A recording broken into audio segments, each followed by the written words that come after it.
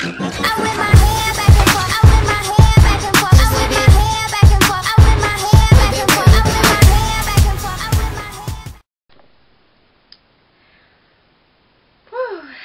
hey YouTube, this is crazy, I know, look at me, but this is a video that is really going to hopefully encourage and help some of you guys, because I have heard so many people complain to me about their hair falling out, experiencing a lot of hair loss after sewing.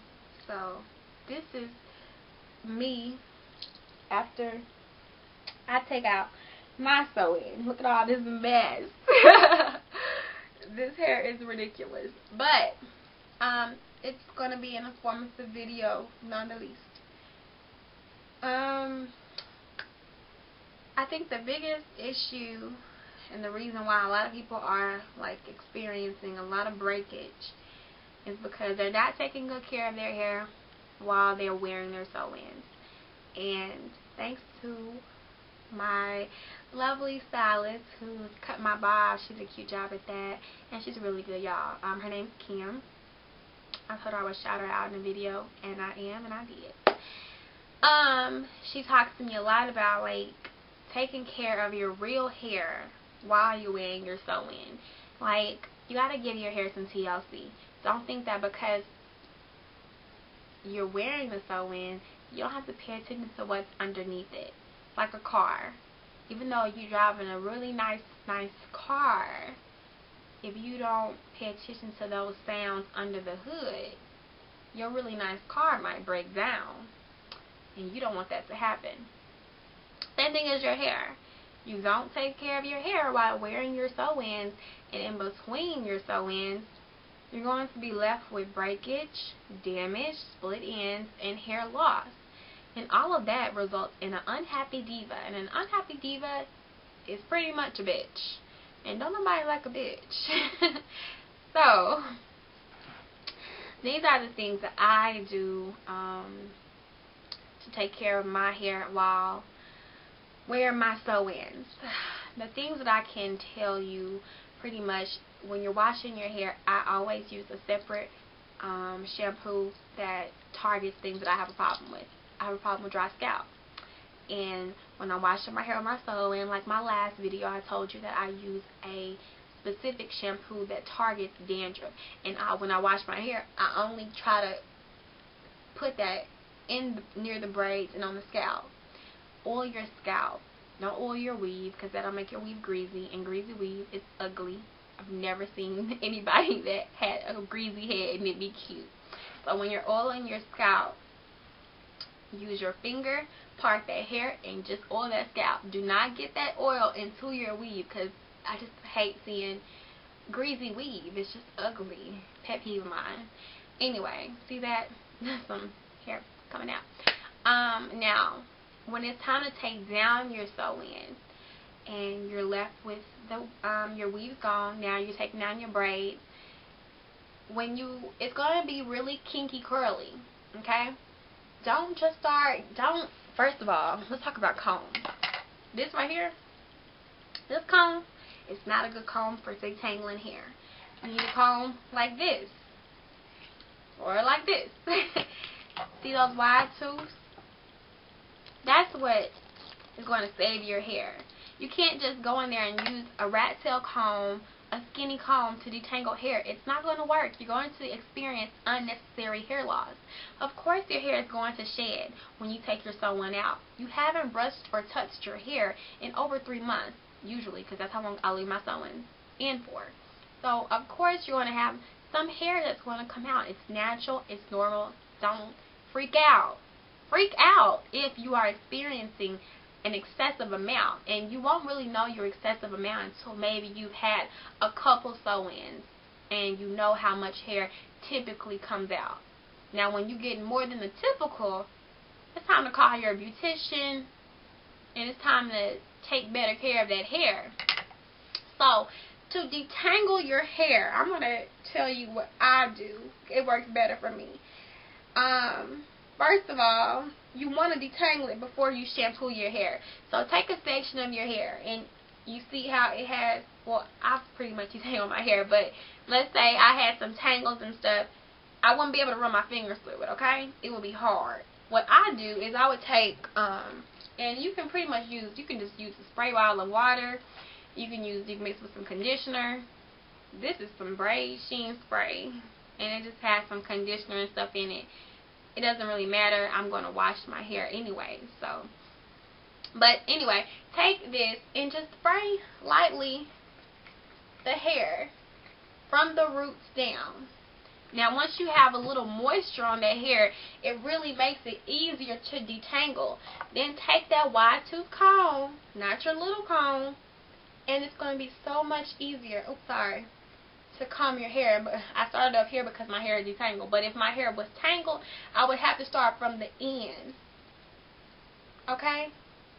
And work your way up.